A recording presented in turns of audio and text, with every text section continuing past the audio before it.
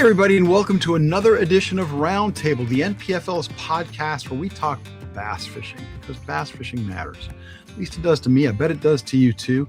Got a big tournament coming up. The season opener on the Harris Chain of Lakes starts on Thursday the 19th, runs Friday, Saturday as well. So 3-day derby. And the start to a season is always fascinating to me for a variety of reasons, but a big one is I'm already thinking about things like the Angler of the Year race. The Work Sharp Angler of the Year title is up for grabs in 2026. Patrick Walters is the defending AOY, and he's obviously a threat, but the field is stacked. The field is stronger than it's ever been before. I think it's the most star-studded field in bass fishing. And the first tournament is maybe more important than a lot of people realize, because it sets the stage for AOY. You might think, oh, it's just one tournament out of 6. You can make up ground. Well, that might be true. But did you know that the worst start anybody's ever had in NPFL history and still gone on to win AOY was 15th place? Back in 2022, Gary Adkins started the season in 15th place and went on to win AOY. Well, he had a great year. But you don't want to start in a hole. You don't want to start 35th or 60th or 110th, because you just got too many guys to leapfrog over. Most of the time, the guy who's going to ultimately win AOY is going to start the season in the top 10. And obviously, there's a couple of reasons for that. One is the guy's obviously really good. So naturally, he's going to be in the hunt more often than not. And the second reason is getting off to a good start is just critical to staying high in the standings and keeping yourself in a position to move up and to win AOY. So keep your eye on that. And I think it's a pretty good rule of thumb, especially with a field as strong as it is this year, that whoever's going to ultimately win AOY will probably start the season in the top 15, top 20 at the outside. I would not be wanting to bet on somebody who starts the season outside the top 20. I think there's just too many guys to fight your way around after that. Harris Chain of Lakes, there's going to be some big fish. There's going to be some big bags caught. There's also going to be some people who will crash and burn. Florida's like that. Anytime you have a body of water where limits are not a given and there are big fish to be caught, you have tremendous fluctuation in the standings day to day. It's a very volatile situation for the anglers there. And to me, that makes a great tournament. Got a couple of great guests coming on with me here in just a few minutes. You're going to hear from Greg Vinson. You're going to hear from Richard Cooper. Stay tuned for that. And I'll give you all the details on how you can watch live toward the end of Roundtable. Stick with us.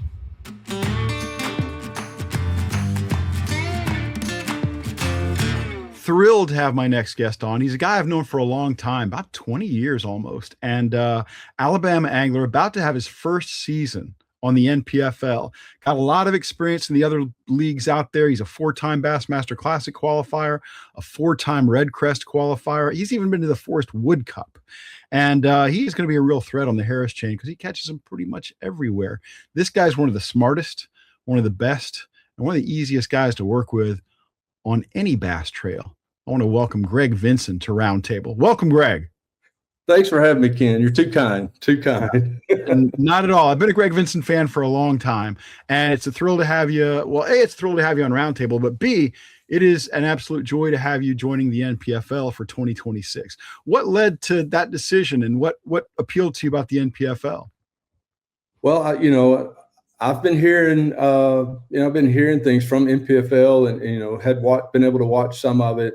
The format's intriguing, a little bit different, weigh-in, good opportunity to showcase the sponsors on the boat and the truck. The no forward sonar is intriguing. I guess I'm a little bit old school, a little bit new school. I've had a lot of success using forward sonar since all the way back to 2016, but I like to beat the bank too. And, so it's kind of attractive to see how you can match up in the no forward sonar format. But yeah, and I know a lot of anglers that are already, fishing NPFL have for the past few years.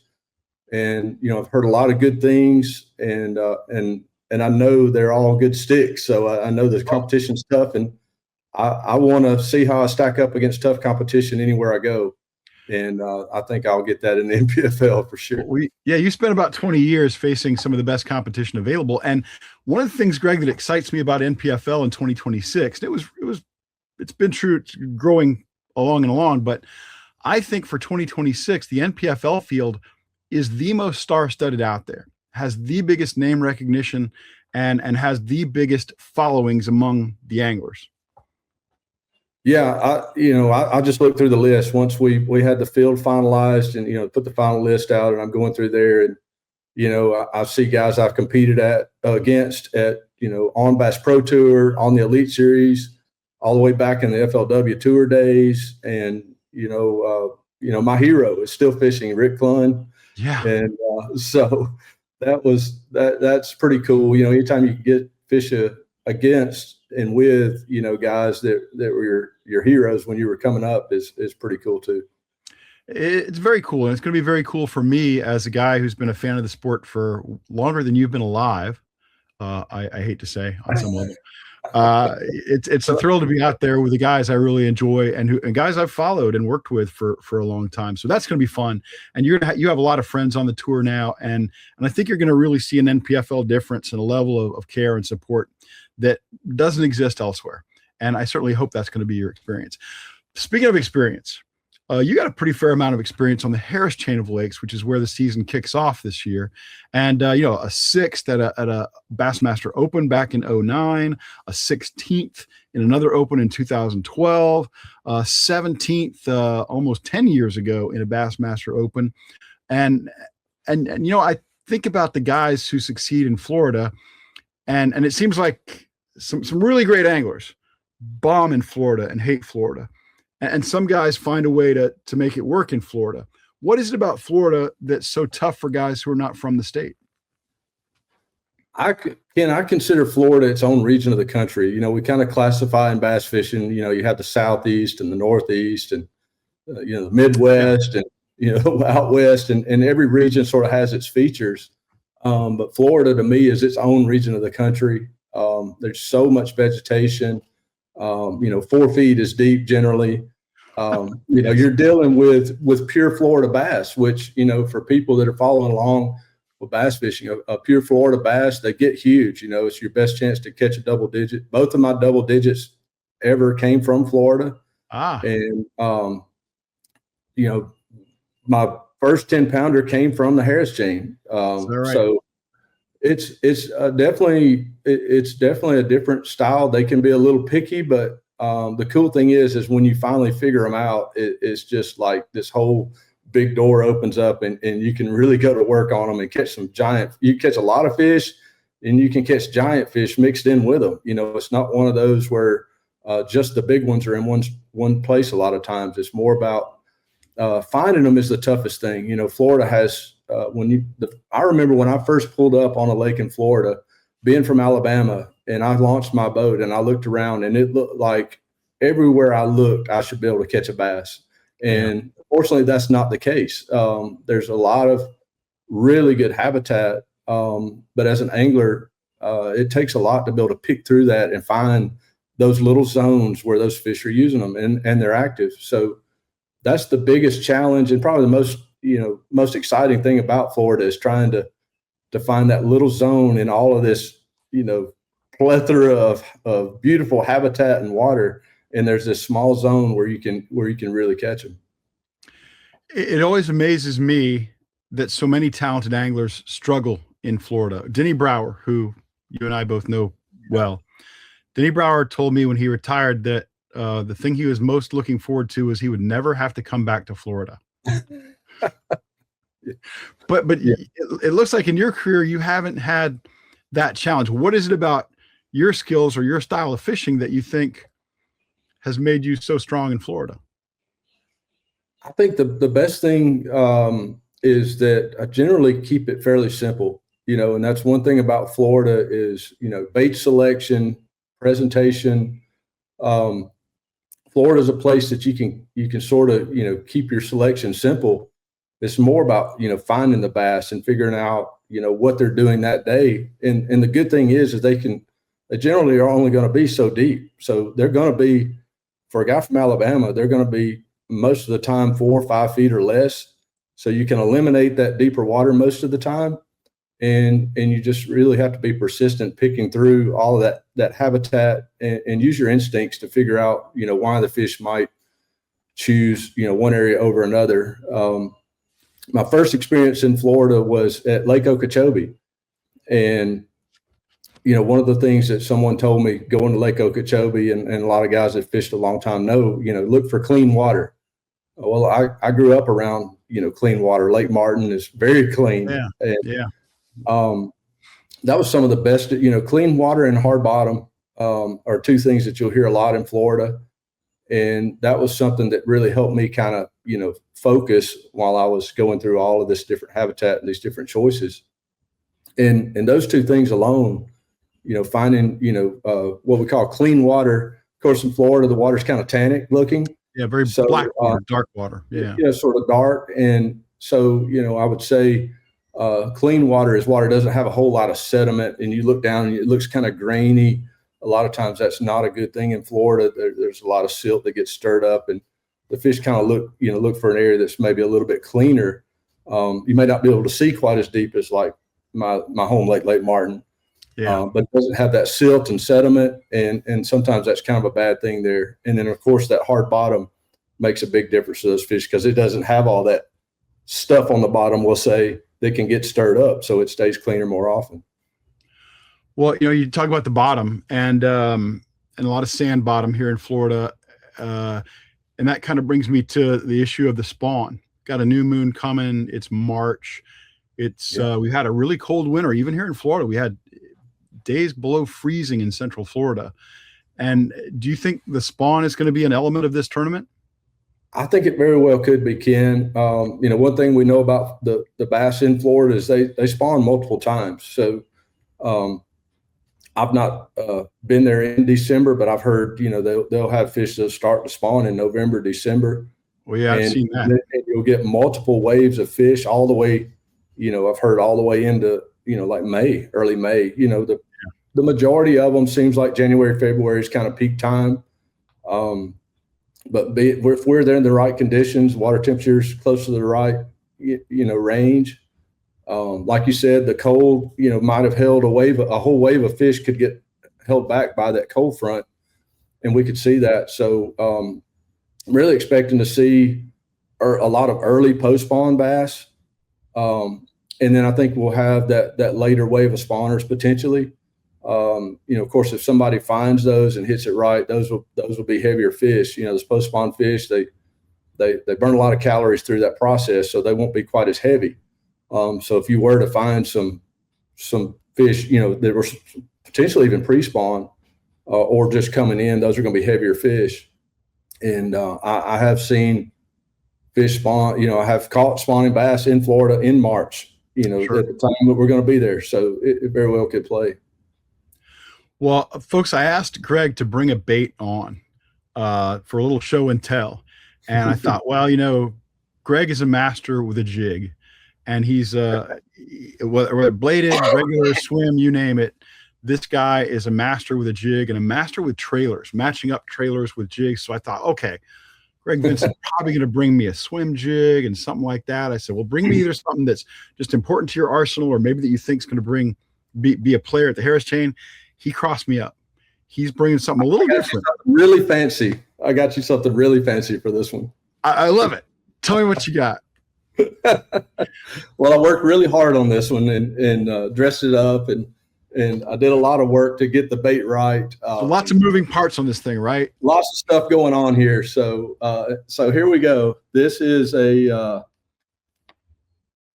5-inch stick bait. This is actually a net bait ion. It has the bait fuel in the plastic Texas rig. Got a little light, probably 8 3/16 ounce weight there. Texas rig, you can pitch it, flip it, wacky rig, things like that. This is a staple in Florida. This, black with a blue tail, June bug. Ken says they don't bite green pumpkin, but even green pumpkin works well sometimes for me because I'm from Alabama and I don't know any better. Hey, You're But also yeah, approximately 1,000 times better than I am. this bait or this style bait has probably caught, I imagine, more fish across the country, but especially in Florida, than any other out there in existence. To me, it doesn't look like anything that I know bass eat, but the bottom line is they do eat it, and it must do something right. The first thing you'll notice is it's very simple. It's just a straight worm, not a ton of action, a subtle action. But this profile is something that triggers bites, and you catch. I caught my first 10-pounder on this setup right here. At the Harris chain, believe it or not. So it works for quality fish, and it works for giant bass as well. I did bring a secondary, kind of a backup. Well, let's dig into the stickworm first. Because yeah. I'm seeing it there, and I got a couple of questions for you. All right. First of all, despite the fact that it's so simple, as you point out, despite the fact that maybe over the last 30 years now that it's been on the market, the stickworm, it's probably caught more bass than any other bait type. And you talk about how it doesn't have a lot of action. Well, not only is that absolutely true, but that sucker just lays flat on the bottom. Yes. I mean, if it's like other stickworms, that ion lays flat on the bottom because it's so full of salt and stuff. And it's only when you move it, lift it, hop it, that it even shows itself to a degree. Is that a fair statement? Yeah, I mean, it's almost, as a guy that's all technical about, certain types of action and bait and how much they move water and do this and do that. The beauty of the Senko style stickworm is it doesn't do a lot at all, but it's a very subtle action. The one thing that we picked up on early on, we were rigging it weightless, was that as it fell, it has this shimmy to the body, just a real subtle shimmy. But to a bass, that's like, flipping a switch on, apparently. And that's all it takes. I talk a lot about, fishing different plastics or jigs or things like that. And a lot of people think about what they do when you're retrieving them and then pulling them. I think as anglers, more often than not, if you're pitching a bait, casting a bait close enough to the fish, what it does on the fall, a lot of times that fish makes a instinctive decision whether they're going to eat it or not very quickly. And especially we talk about fishing shallow water, you're throwing at targets, each cast about where that fish is going to be sitting. And what that bait does on the fall, I think, is what triggers the bite. Ultimately, it may take them a second to get to it to eat it. And that's one thing that Ford Sonar taught me that I always wondered is how were the fish reacting to my bait when it fell through the water column, not so much what I was doing when I was retrieving. Right. And I realized just how many fish come to the bait and decide to eat it, based on what it did, how fast it fell, what it did on the fall. And I think that's the beauty of the stickworm bait is, weightless. It's got that slow shimmy of the body. You put it on a Texas rig, it's kind of got a wavy fall to it. And when it lands, that tail just kind of flops. Yep. And sometimes that's all it takes for that fish to, they've already made their mind up. Hey, I like that. It hits the bottom. Right about the time they get to it, that tail flops one time and it's game over, I noticed you had a straight shank hook on there. Yes. Why do you like the straight shank versus the offset? Straight shank is a big one for me because I call it the bite of the hook. Let me grab a hook and I'll show you what I'm talking about. Probably easier. Peel our worm off here. When I talk about the bite of a hook, I'm talking about the distance between the eye here and the hook point. A straight shank hook gives you the largest amount of bite, this gap right here between the hook point and the shank, so that when you're setting the hook and it's pulling along, you got a nice distance here that can close up and catch a fish. That bass is going to have that hook clamped into their mouth just like that. And as you pull, when you set the hook, you want that to be able to catch something. A lot of times, especially if you're using a bigger weight here, that can, kind of blow their mouth open as you pull it. and having that extra bite can make a big difference in landing that hook somewhere solid rather than out near the front or completely missing them altogether. I do like an offset shank some when I'm casting worm, but especially pitching, flipping, things like that. I want as much bite, I call it, this gap right here as possible. And the straight shank hook does that. Of course, you need some style keeper there to hold your bait up. But is there a particular hook that you particularly like for this one? This is a Gamakatsu. I think this is a finesse heavy cover. The owner jungle hook is a favorite. I've used that for years. This one's maybe not quite as heavy wire. So, one thing you want to think about with fluorocarbon, if you're pitching on fluorocarbon, if you have a little bit lighter diameter hook, you can get away with a little bit lighter rod action, a little bit lighter line, but you can't, if you overdo it with your wire diameter, you're not going to be able to get that hook point through. So that's why this, got, fluorocarbon here, probably had this on a heavy action rod, maybe a medium heavy if I wanted to cast it some. But, if I'm using braid, that jungle hook is a little bit heavier diameter wire, so it can take that hook set. It can take the pressure that you can put on it with braid, not straighten out. But this particular hook's been pretty good lately, so we've been rolling with it, especially with the fluorocarbon. Yeah. Sorry, I picked up cedar fever last week at my last tournament. I've been fighting it for a week. I'm getting a lot better. No. So that's where the hacking and coughing is still hanging around, but we're getting there, man. We're getting there. Well, hopefully by the time the practice rolls around, you're going to be feeling great and whacking them, because to know Greg Vinson is to root for Greg Vinson. Nothing makes you feel better than whacking on some bass, Ken. Oh my gosh, yeah. What's going on in your life? Setting the hook on some big bass can fix a lot of things. It really, so true. So true. Well, now that's an incredibly versatile bait and setup you have there. You got like an 1/8 ounce sinker, but you can go 1.5 ounces and punch that bait. Exactly. You can fish that bait, as you say, on fluorocarbon and fairly light line. You could get away with 10 or 12 pound test line there and skip it around boat docks, or you can go with with braid and punch it. For the Harris chain, do you expect you'll be pitching it and flipping it more? Do you expect you'll be casting it more, or will you have separate rigs to do all of that? Well, typically Harris chain, it changes every year, and that's one thing about Florida. Every time you go back to a Florida lake, it's going to be a little different than the time you were there before.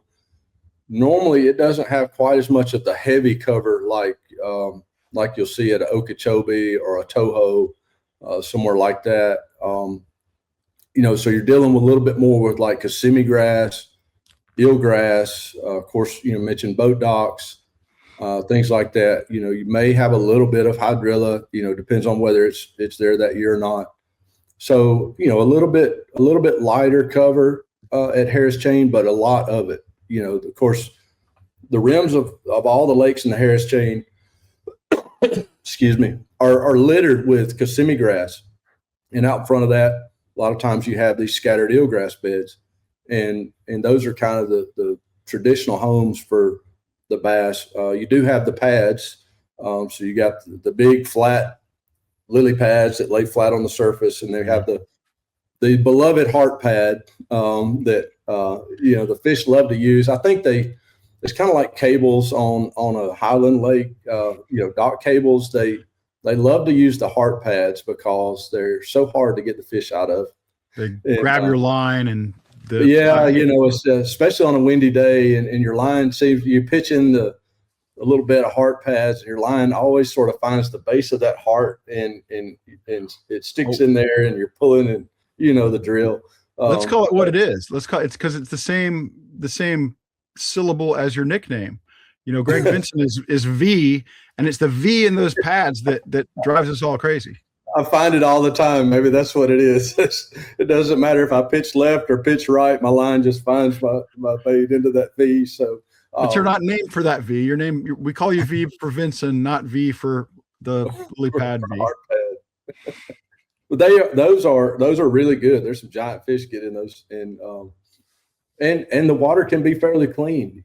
Most of the time in Florida, it's kind of funny. You can even in that clean water, as we called it, They don't seem to see the braid quite as well.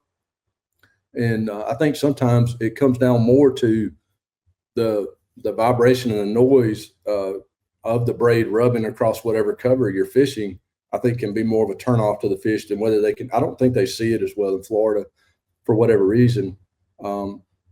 So ideally, if you're fishing cover, you want to try to get away with braid if you can, because of like those heart pads or that Kissimmee grass, or there is cover you got to get them out of, and they know their home well. They're going to try to stay in there, and the braid gives you the best chance to get them out.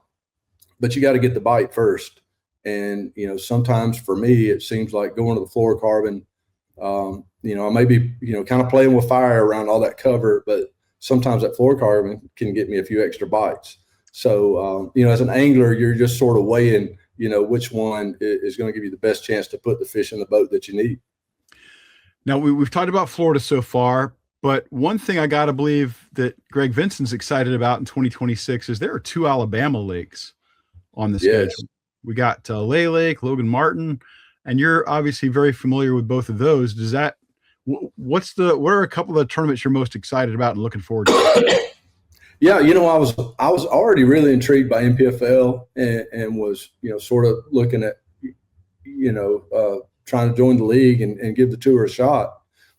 And just the way things worked out this year, I was really interested in trying to do it. And then they put the schedule out, and we had 2 on the Coosa River. And, like you mentioned earlier, I've been doing this full time now for, close to 20 years.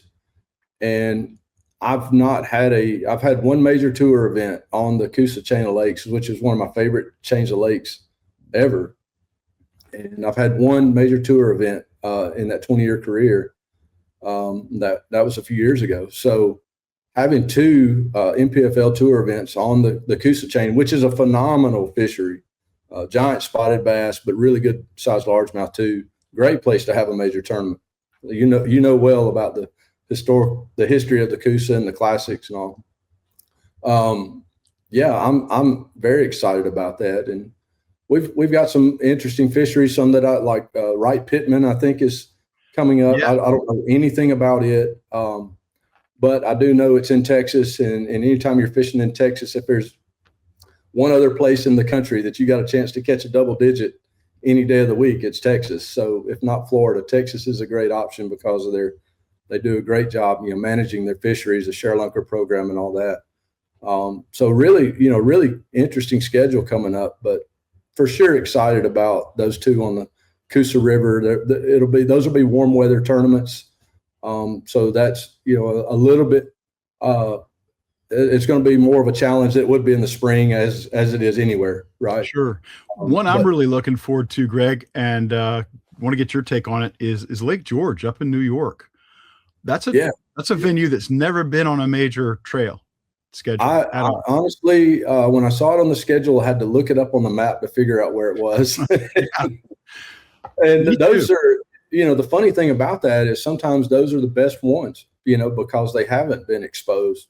And a lot of times it's very surprising, these fisheries that sort of fly under the radar, over time, that are phenomenal fisheries, and I don't know what to expect there. I'm not sure if it'll be more largemouth or more smallmouth.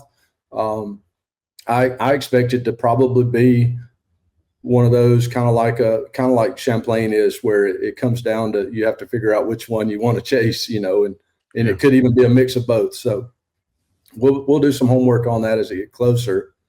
But I'm excited about fishing some new places too. Yeah, I think it's always exciting. And I've only heard great things about Lake George, and people are telling me that you guys are going to absolutely whack them when you get there. I want to change gears a little bit and talk about one of your sponsors, Mossback, and some of the efforts that company is putting out there to give back to our fisheries, and what your role in that is going to be.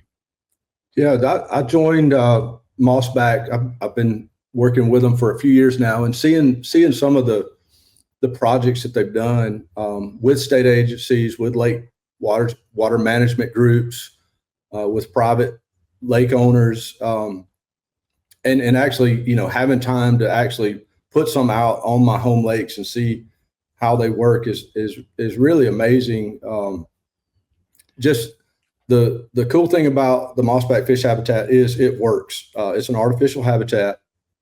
It has V-shaped limbs, ironically, but I think it's one of the key characteristics. One of the things I really of course, as anglers, you see all kind of stuff along the bank over the years that you pitch at and throw at and try to catch fish off of. And I would see these, the homemade ones with the slick PVC, the slick white PVC. And, I didn't catch many fish off of those, if any, and I wondered what was going on. The cool thing is mossback is a different product. It's got a textured edge. And, if we want to get really technical, one of the most important things to a good habitat is, how well it can grow algae. Is kind of the base of the food chain. And so that textured limb that the mossback has, combined with those V-shaped limbs, we kind of say it acts like a flower pot. So that sediment we talked about earlier settles into that little V, and that's like your flower pot and this is the base of the food chain. So all your little microorganisms, the little fish, the little crawfish, they eat those, and you got the whole base of the food chain right there around this product. And they got a lot of different options. I've been a part of, some of the projects that we've done for what we call tournament recovery zones, which I think, a great, it's a win-win for everyone, these tournament recovery zones, because as anglers, we do put a lot of pressure on these fisheries and the fish. Fortunately, we have, catch, weigh, and release at the site. Once these fish get released at a site, they've got to find a home. They've got to recover. They've been through a little bit of stress in our live wells. Even if you can take really good care of them all day, and even the tournament organization takes really good care of them, they're going to be a little stressed, and they're going to need to find a home. And these tournament recovery zones are areas that these fish can sort of find on their way back out and use this habitat as a place to sort of recover. And the fishery as a whole just benefits. A lot of these fish, when I worked with the state, I saw some telemetry studies where they track these bass that are caught in tournaments and see, where they go. And it was really cool to see that how many of them sort of hang around, where they're released at a weigh-in site, and then how many find their way. And some of them traveled, 20, 30 miles back to their home. And I think the tournament recovery zone is a great way for all of those fish to sort of find their way, recover, and then decide if, hey, this is a pretty cool place. We got plenty to eat. We've got some habitat. Let's just hang out here, or they can pack their bags and head all the way back home. And it's just a great thing to be a part of. The coolest thing to me is one of the projects we did in North Carolina. This is one of my first year with mossback. The plan was to put some habitat out at a lake that wasn't our tournament destination. We were working with some local high school anglers. We always have great help, especially from local bass clubs, high school anglers, people like that. Right. And we took them out. We put the habitat out. They helped us deploy it, and we're only there for a few days for the tournament. So the goal was, we're going to come back. 2 days later, we're going to. The kids are going to get in the boat, and we're going to let them fish this habitat and see if they can catch one out of there. And I was like, there's no way we're going to put this habitat out, and 2 days later, they're going to come back and catch a fish out of it. The fish aren't going to be able to find it that quick, the whole deal. It hasn't started the algae process and all of that. I was like, but you can try if you want. And I was wrong. So we put the habitat out with everyone. We came back 2 days later. Just about every habitat that we placed out, we were able to see fish using it on forward sonar. And in 2 of the habitats, the kids actually caught bass out of them. And this was 2 days after we had put it out. So that told me it worked. It does its job. And it's been really rewarding to be a part of the habitat projects that Mossback has been involved with, like tournament organizations, like state agencies, and like water managers. Yeah, to be clear, the NPFL collects the fish after weigh-in. We put them in a live release boat. This is overseen by Mark Kersey and tournament director Sean Mulhall. Then they hitch up these live release boats. They take them back out on the lake, release these fish over deep water. But that's not the way most tournaments work. Most tournaments are much more local. They don't have those kind of resources. So a lot of those fish are just caught, weighed in the back of a tailgate, and released into the water right there at the ramp. And that's where these tournament recovery zones, like Greg is talking about, become so critical, because by far there are more fish released under those circumstances of these smaller tournaments than on the national level tournaments. And it's wonderful that Mossback and Greg Vinson is dedicating a lot of his time to this, is going to be doing a lot of this kind of stuff in the future at tournaments. And NPFL is really looking forward to working with Mossback and Greg on that. And Greg, as you're going to find out, if you don't know already, NPFL is big on giving back generally to the community. There's an off day right before the tournament starts where there are some community outreach programs going on, and those are always very well received, and they give back to the community in a meaningful way. So I really like that. Yeah, it's great to, as an angler, to be a part of something like that. And I've had a chance to do that with other organizations in the past, and really see the impact that it has, what it means to those communities, and, a chance to give back to that, either that fishery or that community. It's great to leave things better than the way you found it, I guess you'd say, sort of cliche, but it is important, that we recognize that and continue to try to improve our fisheries and our communities as we move around. And it's always cool to kind of look back and see the impact that had, years later. And I've heard a lot of stories from that over the years. Pretty rewarding. Absolutely. So looking forward to, hey man, I appreciate all you do as a bass pro that people don't always see or even are aware of. So Greg Vinson's one of those guys who's giving back, and the NPFL is giving back, and it's very rewarding to be involved with those kind of people. Greg Vinson, I wish you all the luck, brother, on the tournament trail this year. It's going to be fun. I think you're going to really enjoy the league, and I think you're a threat everywhere you launch your boat. Well, thanks so much, Ken. I hope to be a threat. That's the goal. And really looking forward to fishing the NPFL tour this year, and especially going to Florida and see if we can catch some of those Florida bass. There you go. I live in Florida, so I'm going to be taking lessons from you and the other guys out there who are whacking them. Cool, man. So see you soon. See you, buddy. Take care.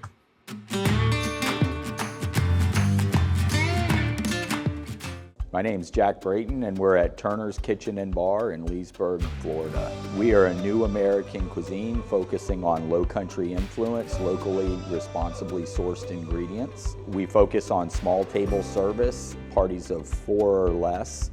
We're known for our excellent service and food, hand-ground hamburgers, fresh-cut steaks, and fresh seafood. Tuesday through Saturday, lunch 11 o'clock to 3 o'clock, and supper from 5 to 7. We're located downtown Leesburg on South 5th Street, 114 South 5th Street, right in the heart of downtown Leesburg. If you're in the area, don't hesitate to stop by and say hi. We'd love to see and serve you.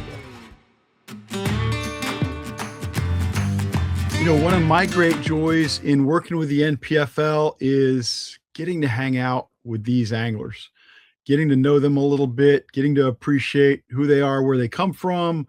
And I try to at least say hello and visit with everybody at every tournament. And one of the guys that I've really enjoyed, he's a multi-talented angler. He's also really good in videos he's made. And I really admired the guy, is a guy who's been with the league since the very beginning.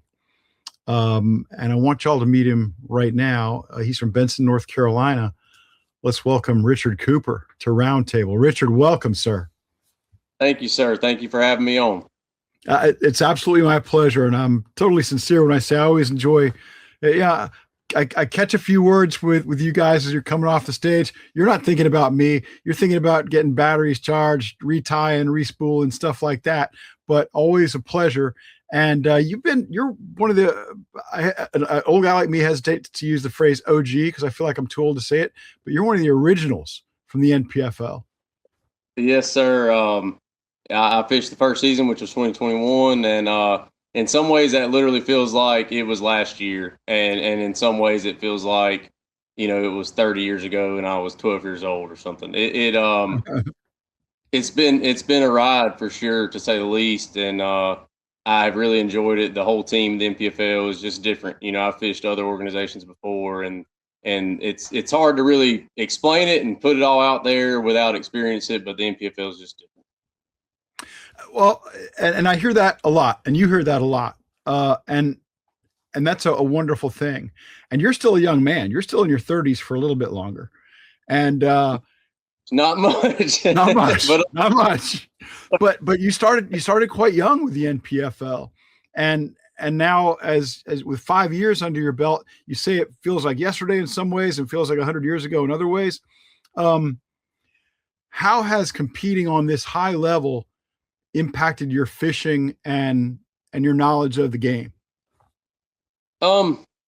So yeah, I mean, it's kind of crazy to look back on, and it's something you don't think about until you really, speak in a setting like this. But I was green, man. Like I thought I knew tournament fishing. I mean, I'd fished, a couple seasons on the opens and actually done pretty well. I started in the open pro angler and then switched over to the pro side, and had done well in some opens. And I thought I knew the whole, I thought I was a veteran in the traveling around and fishing on, new places or less familiar places, and being prepared and all that. But man, looking back, I was insanely green. I mean, I can still spin out with the best of them. Don't get me wrong; it can happen, but it's a whole lot less likely to happen now.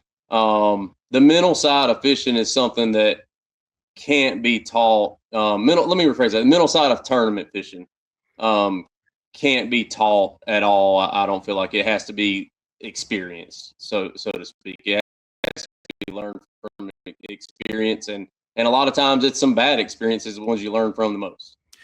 When I talk to a guy who, and this is every big time tournament angler, every major circuit tournament angler has this in common, and I'm sure you're no exception. They come from a world where they fish a lot of one-day derbies. And then suddenly they're thrust into a game where they're fishing for 3 days or maybe even 4 days. And they're at a real disadvantage when they go against the experienced guys who have fished those length of tournaments. Was that a challenge for you? As you'd fished opens, which are 3-day tournaments, but was that a challenge for you to make that transition? Yeah, I'd say honestly, the first thing that comes to mind, and the biggest thing and the hardest thing on me personally was actually how everything's flighted. So in a one-day tournament, like a local tournament on your whatever, yeah, you may be a late boat number, but and they may be flighted if they have 100 or whatever boats, but it's going to be a 20 or 30 minute difference, right? That doesn't change your decision making at all as far as where you're going, how you're going to fish, how you're going to start your day, things like that. But with the NPFL and other circuits, the flighting is a huge deal. So if you had a plan to make, if your area that you had found that you thought you could win the tournament in or do well in is, a 60-mile run, and you have an early boat number and you got to be in at 2:30, you may need to adjust that. And I struggled with that a lot. Like I pretty much was like, nope, this is what I'm doing, not changing. And you have to be willing to adapt based on what the situation is. And the same thing on the other side of that. If you've got that long day, you can take a few more risks and things like that. And it's just, like I said, that's something you learn from just being out there. One of the transitions that I think when I look at guys like yourself, like Hunter Bogman, guys who've been there since Timmy Reams, guys who have been fishing the NPFL since the very beginning, you guys have seen some massive changes with regard to the name brand. And this year you're fishing against guys like Rick Clunn, and you've been fishing against guys like Patrick Walters and Kyle Welcher. And has that helped to up your game, or because it certainly presents a challenge when you're trying to cash checks? It does. And some guys would tell you, that they don't, and a lot of people, I've heard this from the outside looking in, like not necessarily NPFL anglers, but, local anglers, things like that. you're like, oh man, it kind of stinks that you got all those guys in there. I love it. So, and it may be because of where I'm from, I'm a little more used to it. I'm not, Yeah. I mean, I fish Norman some, not a ton, but some. And you go to fish a tournament on Norman or Wiley, or honestly, more like my home lake, Bugs Island or something. Man, if you didn't have the Elite Series guys in there, that'd be 10 less guys fishing. So we're kind of used to it, and I guess that's why the North Carolina guys didn't really bat an eye at it. A lot of them, anglers that we've had in the past, anglers that we have now, are some guys that we fish against on the weekend anyway. But I personally love it. I think it, no matter who it is, it just helps with the reputation of the NPFL. It helps, if you want to be the best, you got to beat the best, and that's super cliche, but it's I love competing against those guys. They make you a better angler. You're not gonna, the first year of the NPFL, I'll be honest, you could slip through and get you a check and not really catch them all that great. That's the God's honest truth. But not anymore. Not anymore. Those days are gone. And folks, Richard is from North Carolina, and he's talking about Norman. That area around Norman in particular is just strewn with incredible bass talent. But everywhere Richard fishes in North Carolina, he's up against some of the biggest names in the sport. Like he said, like maybe a dozen elite guys, and there are 17 guys from North Carolina in the field this year, Richard. And like you, they are all threats. And I want to talk about a little bit about your career specifically, because we got Harris Chain coming up, and in doing my research, I don't find a lot of history with you on the Harris Chain. I look at the places where you've absolutely smoked them, places like Saginaw Bay, places like Lanier, places like Norman, where you've had some of your strongest finishes and you're a threat to take the whole thing down. But I don't see a lot of history for you on the Harris Chain. Tell me about your experiences there, if any.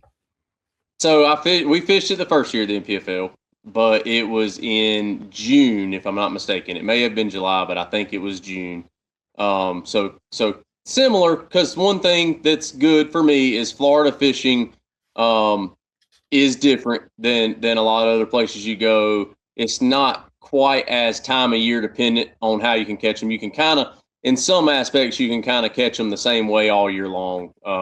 For the most part.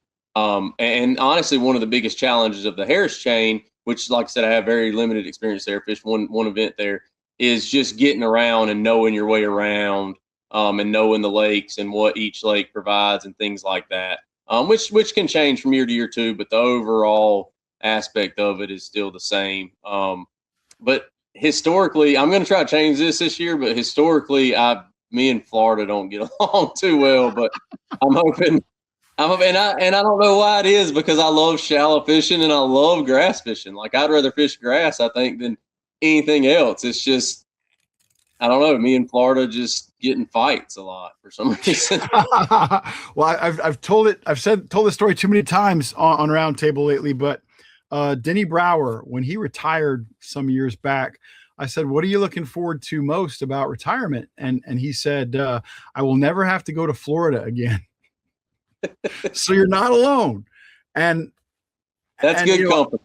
It's great company, isn't it? I mean, come on. If Denny Brower struggles in Florida, the rest of us can afford to struggle in Florida and not feel too bad about it. I live in Florida and I'm from Florida and I love it. And one of the things I'd love it is something you just referenced, Richard. And that is that I can catch them the same way in January that I do in July quite often. And I like that because I love shallow water fishing. And obviously, if you had a clear, clean, easy answer to this, you wouldn't have your Florida challenges. But what do you think is causing the struggle you have in the fabulous Sunshine State? That's actually, and I may be wrong because I struggle there. So this may be completely wrong. So this is just my thought. So it's actually really tough or almost impossible, pretty much, to pattern Florida fish. And I don't know if that's necessarily the fish themselves as much as it is just the environment that they're living in. I'm used to, you go somewhere like Lanier and you can look at all the places that I've having better finishes. Those are pattern places. Like, you can catch them at those places. You figure out the depth and maybe the bait and how they're reacting to the bait or whatever structure, you can pretty much go from the bottom end of the lake to the top end of the lake and catch them. That is not the case in Florida. Just because you're catching them flipping Kissimmee grass in 4 foot on a 100-yard stretch, you can go find 1,500-yard stretches that look exactly the same in the same depth, and you will not get a bite. And that is 100% where I struggle. Okay, so you're a pattern guy, and when I look at the places you've had your greatest success, I'm seeing a lot of deeper, well, maybe with the exception of Saginaw Bay, but some deeper, clearer water. So that makes me assume that, okay, Richard Cooper is a stud with finesse style fishing. But then you mentioned you love shallow. It's more, and now that I say this, you'll be able to look back and see it's more, Saginaw's kind of the exception to this, but Saginaw Bay is just different. That place is insane. But most everywhere that I've done really well has been a blueback fishery or Norman. Some people says it doesn't have bluebacks. Some people says it does. Either way, it's got alewives 100%, and they operate exactly the same. So I think it's my extreme ADD that helps with the blueback deal, because you can go catch one up there in 2 foot, and then you can go out in 45 and catch some, and then you can throw topwater and catch some. I think it's junk fishing. That's what it is. Well, because you've had success at Saginaw, because you've had success at these other places, your track record kind of confuses me in a lot of ways, because you've been successful in a variety of conditions. That makes 2 of them. Well, no, it's a good thing, because you can obviously catch them. You can obviously catch them anywhere. But I look at that and I think, wow, is Richard a guy who likes a grinder, like Absolutely. we've seen, or are you a guy who likes a Saginaw Bay where everybody's catching them and they're big? Saginaw Bay is extremely fun, but it is still, so it's a different type of grinder. So Okay. Saginaw Bay, everybody is going to catch them. Like everybody's got 5. You're going to catch 40 plus fish a day.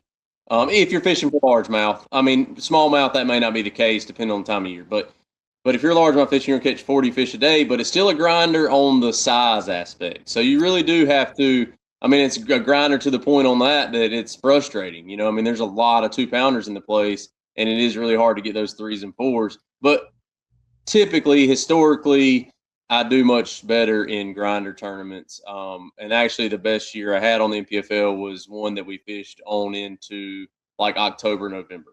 And I think that had a lot to do with it, because you get in those September tournaments where it's kind of tough to even get 5. I do better like that for the most part. Yeah, it's tough to get 5 in the fall. It's tough to get 5 quality fish in the fall. Weights are always down then. So now, so many top pros that I've spoken to through the years prefer grinders. Why is that? What is it about a grinder? Do you just feel like when the going's tough, you're going to be able to tough it out and hang in there and still bring in your 14 pounds or whatever it might take to get a check or to finish pretty well? I think it's 2 things. One thing is, yes, you like, everybody would like to pride themselves in, like, hey, if I put my nose down, I can grind out 5, decent fish. But I think for me, and it may be for a lot of other guys, and they may not be thinking about it, I think it's more of a mental thing that you've already prepared yourself that it's going to be tough. Like you've told yourself the weeks leading up to this event while you're doing some research, you've told yourself this in practice that, hey, it's going to be tough. And so when you're out there and things aren't maybe going quite as planned, you're less likely to kind of spin out. You're less likely to do anything dumb. You just kind of stick. It's easier to stick to the game plan that you've made if you've already convinced yourself that that's the kind of tournament it's going to be. I love that. That's a next level observation right there, and truly an insight in the mind of a top pro. All right, but you've just spawned another question in me here, Richard. I look at this tournament we've got coming up. The season opens on the Harris Chain of Lakes, and unless we have a wicked cold front that really kills the bite for almost everybody, this is going to be a Florida tournament where some guys are going to whack them, and somebody might catch 70 pounds or 75 pounds, and some guys are going to absolutely bomb. And that's Very different. good Florida. Yeah, that's very typical Florida. It is.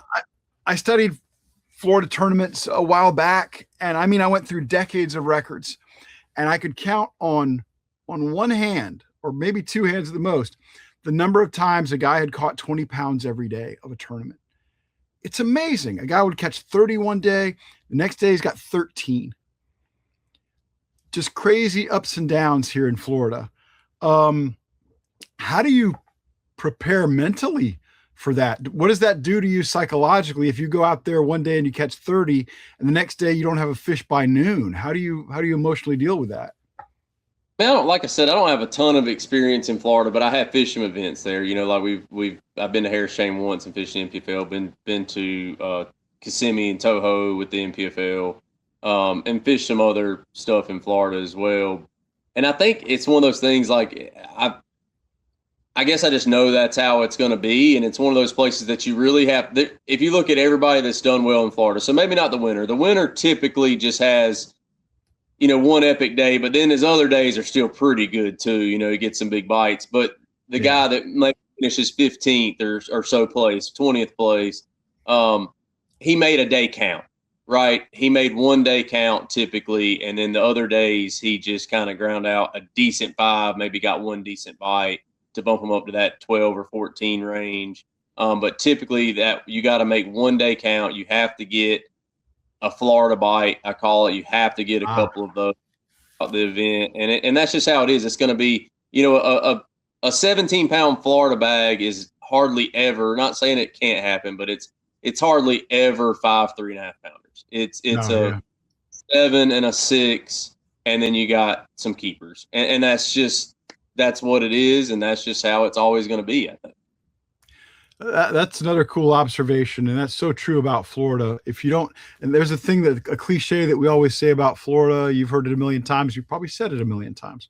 You got to have a kicker every day to really have a chance to win. But in Florida, that doesn't necessarily mean you're changing tactics to try to get that kicker. Maybe you're just going through fish because eventually you got to hope that 7 or 8 or 10 bites. They're around. I think that's just what you got to put in your head.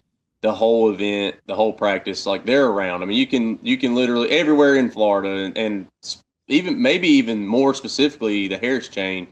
You can go out and have 28 pounds on day one, and get 10 bites, and then you can go out on day 2 and do the exact same thing, maybe even in some of the exact same areas, and get 20 bites and have 8 pounds. I mean, it's very, very possible. It happens. It's gonna happen to somebody in the tournament next week, 100%. All right, I don't want you to give up too much here, but I want you to give up as much as you can. Let's say Richard Cooper goes out there. It's day 1, day 2, whatever it is, but you're in the hunt, and you've got 4 fish by noon, let's say, and they're pretty good. They're 2.5 pounders, but you know you got to have a kicker. Are you going to change your tactics? Maybe pick up a punching outfit and try to go in the thick stuff for a big fish?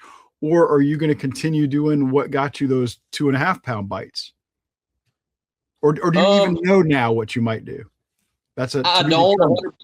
I mean, my confidence in Florida is flipping. So, and for me, not for everybody, I actually envy the guys that can just on a whim drop their confidence and go to something else and automatically have confidence in that. For me, I stick with what I'm confident in and just keep plugging away. Now, I'm more likely to change areas than I am to change presentation.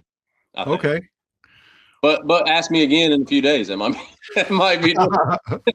I may, when you're coming off the stage one of those days, I have questions for you. All right. I had a question in mind. Now it slipped my mind, but I'm gonna go back to that whole strategy where you talked about fishing your confidence. Is that something that you've learned through your NPFL experience? Is that something that's always been with you? I mean, I would have liked to have. I mean, I've always liked to do that, but I've starting the NPFL when I was telling you earlier, I was very, very green. I was doing like what a lot of other guys did that were, new with that, level of fishing. Um, doing your research on a lake, like wherever you're talking about going, and these are the baits, these are the techniques, this is how you have to fish to do well here. Like you read on the internet, and like say Pickwick is coming to mind for some reason, and we went to Pickwick in a summer event the first year of the NPFL, which I ended up getting a check in, but not doing any of this stuff. I, bought, I don't know, $300 or $400 worth of giant hubcap size spoons and hair jigs, which I like a hair jig, but I had maybe a handful. I bought a couple $100 worth of giant hair jigs and crankbaits that are run 73 feet and stuff like that, and I didn't use any of it. I mean, if you don't have confidence in it, that's the one thing that I learned through the NPFL. If you don't have confidence in it, if it ain't you, it ain't you, I guess is what I'm saying. Like you don't need to mess with it. Confidence so important, obviously. What would you say if you had to pick one? If you had to pick one, what is your main confidence bait? Like all year, or specifically? Well, like I know that's not fair, but see, I'm the king of asking unfair questions, Richard. Let's look at the schedule. We're fishing March through September, so that's a big chunk of time, a big chunk of weather differences and so forth like that. But if you had to pick one bait that's going to be on your deck more often than any other, what is that bait? A jig. Okay, are we talking about a swim jig, a flipping jig, a casting jig? What are we talking about? I mean, not like in Florida, I'm obviously going to have some swim jigs on and flipping jigs and stuff too. But in North Carolina, South Carolina area, a lot of guys will use kind of the same type of jig for a lot of the same situations. Just so when I say a jig, I just mean a half-ounce Arky head. I throw a Brazalo jig. It's hand tied. That's what you got to have for what we do around here a lot. And then that carries over and just the confidence thing. Like basically a guy from North Carolina pretty much won't throw a jig if it's not hand tied, but, or a crankbait if it's not hand painted. Some green pumpkin variation of a jig will be on my deck pretty much every event. Okay. And that's obviously one of the most versatile baits you could tie on. I mean, are you swimming the same jig that you're casting at targets and that you're flipping? A lot of times, yes, especially if we're not talking about like super shallow grass or anything. Obviously, when we go to Florida, I'll still have that style jig on the deck, but I'll have some like lighter actual swim jigs too. But if it's a dock situation or stumps, more hardcover situation, yeah, I'm swimming the same jig that I'm skipping under a dock. I like it. I mean, I think everybody needs a bait or an approach that they can fall back on when other stuff's maybe not working as well. Is that kind of your approach if it's getting late in the day and you got 5, but you're not excited about 1 or 2 of them, that you pick up that rod and you say, okay, it's glued to my hand for the next hour? 100%. And I like, just because of the confidence in it. And then also a jig is a bait that you can fish fast but thorough as well, if that makes sense. So it's something that, obviously like a wacky worm or something, like a wacky rig Cinco or whatever, catches a lot of fish, but it's very hard to effectively fish that fast. And you can fish a jig and cover water, but still, being pretty methodical with it as well. So that's kind of where my confidence lies in that. Yeah, the first guy who told me about fishing fast, slow was Kevin Van Dam, and if I understand you correctly, and if I understood Kevin correctly, he can make a lot of presentations, fish it through that key zone where he felt like he was most likely to get a strike. It was a bait that had some weight to it, so it'd fall pretty quick, and he could cover all aspects of the water column, and then hustle it back with a fast reel to make another quick presentation. Is that kind of your style as well? That's it. I mean, that's kind of the point of the jig and why I've got that in my hand. If things get tough or I'm just trying, if I'm not really catching them or not dialed in on anything, that's what I'm gonna lean on more times than not. All right, fun question for me. young guy like you. See, you're 39 years old. Just got a little bit more time before you can be 40. I think you are. I think you are in that peak window of bass proness. Okay, I really do. I've studied these numbers through the years, and I think a bass pro is at his best around 40 years old. I'm not making this up. I'm deadly serious here, because at that point, a guy has quite a bit of experience, but he's not old and broken down, and he's not too jaded maybe by the whole process and everything. So I'm expecting big things from Richard Cooper. Okay. And I've been around you enough to know that you're not awed or intimidated by anybody. But is there anybody in the league now who you just look at and say, man, I can't believe I'm competing against this guy. I followed him and now I'm competing against him? Rick Clunn, 100% from that aspect. But I almost hate to make his head any bigger, but you're fishing against David Fritz for the last few years. That's been awesome too. So Rick Clunn and David Fritz, from just like a legend status, like literally watched them from like a little kid. I mean, Yeah. Bassmasters and stuff. But Yeah, they've been at it longer than you've been alive by a wide margin. 100%. But Patrick Walters is another one that is just like I said, it's almost hate to admit it because I would never say it to his. But he is definitely one of the best out there. And what makes it worse is he is probably one of the nicest guys out there as well. He's a super nice fella. He's a next level talent. Yeah, he's one of those generational talents. It's fun to watch. But Jump Switch was kind of mean, and not nice. So you could hate when he won, but it makes it worse almost that he's so nice. But I hear you. I hear you. That's great. I mean, I love that. I love that we can have heroes in our sport, and that young guys like Richard Cooper can fish against a guy who is quite literally twice his age, Rick Clunn. You'll be 40 this year. Rick will be 80. That's insane. I hope I can still. There's no way. I just don't see there being a way I could fish a tournament at 80 years old. That in itself, to me, is amazing. It is. And he's won tournaments, major national tournaments, older than 70. Yeah. Crazy stuff. Like he was like 73 when he won his last Bassmaster Elite Series tournament. So, I don't know, man. I think you might be even better in another 40 years. Maybe you do get a little older and wiser, as they say. The doc talk doesn't affect you as much, and you just kind of are able to make decisions and roll with it instead of second guessing yourself, I guess, as you get older.